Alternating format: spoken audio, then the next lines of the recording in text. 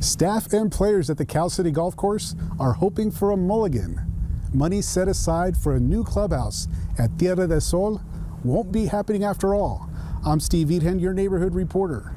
I spoke with some residents who say the cancellation of the funding is on par with other projects around town. Are we really willing to spend this money, or is this the wrong optic right now with us having to make these cuts? And they chose that this was the wrong optic. James Robinson is the manager of Tierra del Sol, explaining to me why funds were recently denied for a renovated clubhouse at the city-owned golf course. The city council voted 4-1 for nearly $900,000 from the American Rescue Plan Act funds to go somewhere else rather than a new clubhouse. Money for another phase of the project nearly doubled the original cost. In addition, ARPA funds require prevailing wage fees for work, which are much higher than rates that can be found in East Kern. To take $800,000 and turn it into a $2 million project when employees are getting laid off right now just seems like a terrible idea. People look at the golf course either as a liability or an asset.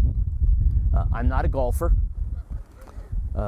I see this as an asset to our community. It distinguishes us from the communities around us. Robinson says plans for a clubhouse started in March of 2020. He has been affiliated with the golf course for over 40 years and still believes it can bring in revenue if improvements are made. I'm still willing to find a vision and move forward with it, but I don't think it's being communicated very well. I don't, the voices that you hear at the opportune times are the naysayers and the ones that say, oh, well, we don't need it.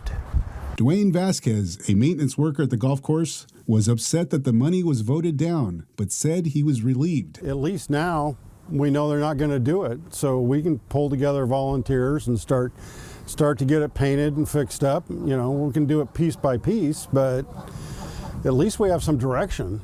We're not waiting on them. A grand jury report from 2 years ago recommended that if the golf course's financial picture is not in an upward trend by March of this year, Cal City should be prepared to lease, sell, or divest itself from the property.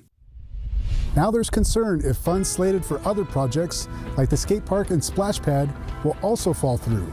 I'm Steve Eadhen, your neighborhood reporter.